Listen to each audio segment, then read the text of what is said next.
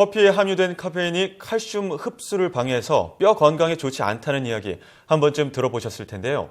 그런데 폐경기 여성의 경우 하루 2잔 이하의 커피를 마시면 뼈 건강에 도움이 된다는 연구 결과가 나왔습니다. 네, 그렇다면 이 커피에 들어있는 성분 가운데 뼈 건강에 도움이 되는 것은 무엇인지, 또 커피를 보다 건강하게 마시는 방법은 어떤 것인지 전문가와 함께 자세히 알아보도록 하겠습니다. 이번 연구를 주도한 서울대병원 가정의학과 박상민 교수 전화 연결됐습니다. 교수님 안녕하십니까? 네, 안녕하세요. 네, 저희가 앞서 간략하게 설명드렸던 것처럼 그동안 좀 커피를 많이 마시면 뼈 건강에 해롭다 이렇게 많이 알고들 계신데요. 우선 그 이유가 무엇인지부터 구체적으로 좀 설명 부탁드리겠습니다. 네, 저도 학창 시절부터 커피가 뼈 건강에 나쁘지 않을까라는 우려를 들어왔습니다. 네. 특히 커피에 포함된 카페인 성분이 위장에서 칼슘의 흡수를 방해하고 또 소변에서 칼슘이 빠져나가도록 해 뼈 건강에 해를 끼칠 수 있다는 우려들이 과거에부터 알려지고 있었습니다. 그렇다면 골다공증을 유발하는 카페인의 양, 어느 정도를 마시면 소변에서 칼슘이 빠져나간다던가 이런 현상이 벌어지는 걸까요?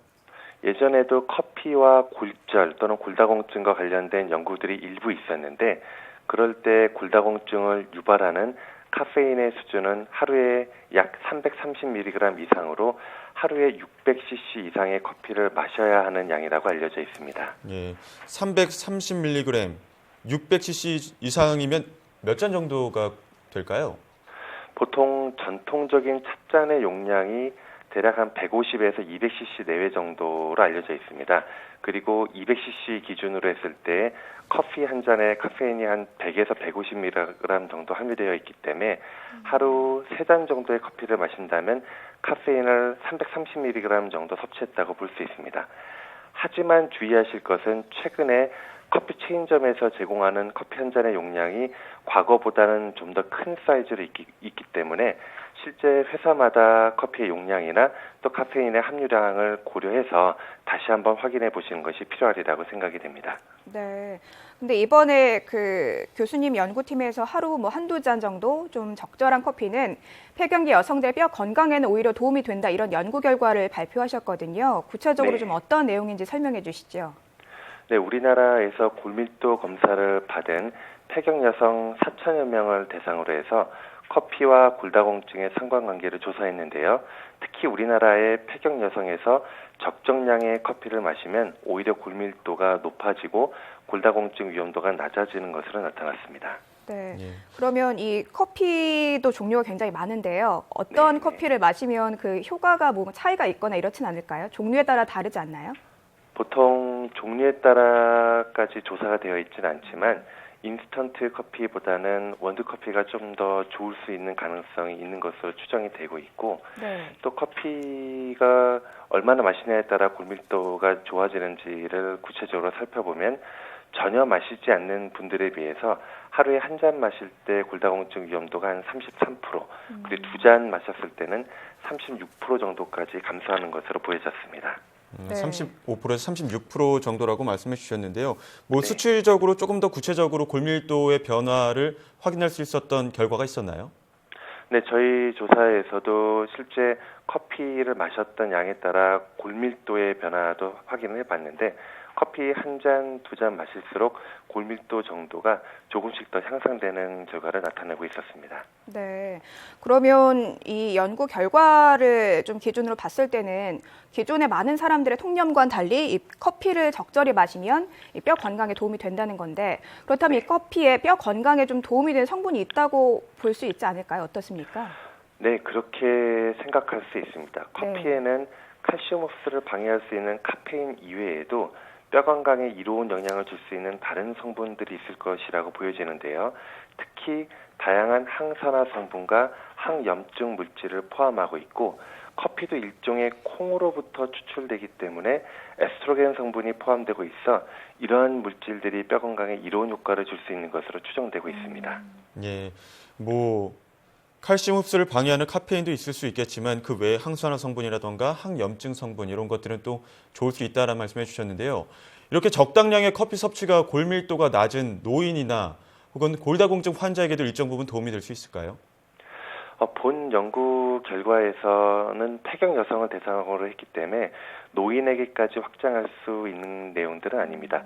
예. 하지만 우리가 커피를 마셨을 때 부작용을 호소하는 경우도 많이 있습니다. 특히 카페인의 각성 효과 때문에 잠이 잘 안 오거나 또 부정맥을 유발하거나 일부에서는 속쓰림과 소화장애를 유발하기도 하는데 특히 노인분들에서 이런 불면증이나 소화장애가 많기 때문에 커피는 기호식품으로 이런 부작용을 잘 느끼시는 분들은 굳이 커피를 뼈 건강 때문에 마셔야 하는 것은 아니라고 생각이 됩니다. 그렇다면 많이 마신다면 또 뭐 골다공증을 불러올 수도 있다는 말씀이신가요? 네, 아까 말씀드렸듯이 커피 섭취가 많아질수록 이런 다른 부작용의 위험도 일부 커질 수 있고 하루 3잔 이상의 커피를 마실 때는 오히려 카페인으로 인한 칼슘 소변 배출 효과가 증가할 수 있기 때문에 이런 커피의 이득과 손해를 잘 고려해서 적정량의 커피를 섭취하는 게 뼈 건강에 더 좋으리라고 생각이 됩니다. 네. 근데 뭐 습관적으로 좀 커피를 자주 마시게 되거든요. 아무래도 생활하다 보면요. 이 마지막으로 커피를 좀 더 건강하게 마실 수 있는 요령이 있다면 정리해 주시죠. 네, 이러한 아까 말씀드렸던 항산화 물질이나 항염증 물질 같은 경우는 인스턴트 커피보다는 아무래도 원두 커피에서 조금 더 잘 보존될 수 있으리라고 생각이 됩니다.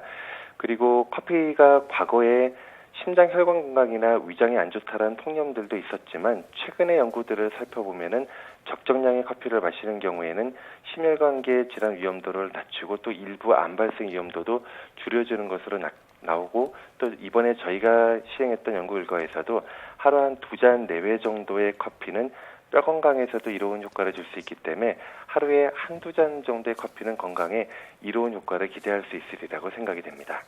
네, 그렇군요. 네, 뭐 좀 적정한 양을 마시는 게 무엇보다 중요할 것 같다는 생각이 드네요. 예, 알겠습니다. 네, 그렇습니다. 그럼 혹시 뭐 습관적으로 너무 많이 마신다거나 해서 뭐 건강에 다른 부작용이 있는 경우는 없을까요? 뭐 아까 말씀해 주셨지만 수면 방해라던가 뭐 이런 거 외에도 혹시나 뭐 커피를 드실 때 주의해야 되는 분들이 있다라던가 뭐 이런 분들은 없을까요? 보통 뼈 건강만을 생각한다면은 아까 말씀드렸듯이 다량의 커피를 마실 때는 칼슘의 배출이 증가하기 때문에 일정 부분 우유를 같이 포함해서 드시는 것도 뼈 건강에는 도움을 줄 수가 있습니다. 그리고 너무 저녁 때 커피를 드실 때는 아까 말씀드렸던 불면증이나 또 불안, 부정맥 같은 위험도가 일부 올라갈 수 있기 때문에 밤중에 드시는 건 좀 피하시는 게 좋으리라고 생각이 됩니다. 네. 예, 뭐 좋다 나쁘다 뭐 이런 의견들이 있지만 어쨌든 자기의 건강에 맞게 자기의 필요에 맞게 드시는 게 가장 중요할 것 같습니다. 지금까지 서울대병원 가정의학과 박상민 교수와 함께 이야기 나눴습니다. 교수님 오늘 말씀 감사합니다. 네, 감사합니다. 네, 습관적으로 너무 과다하게 드시는 것보다는 적정량 아까 말씀드렸죠. 330mg 또 600cc 이하로 드시는 게 가장 중요할 것 같습니다. 또 인스턴트 커피 아침마다 습관적으로 드시는 분들 많이 계신데요. 인스턴트 커피보다는 원두 커피를 드시는 게 조금 더 좋다고 하니까요. 참고하시면 도움될 것 같습니다.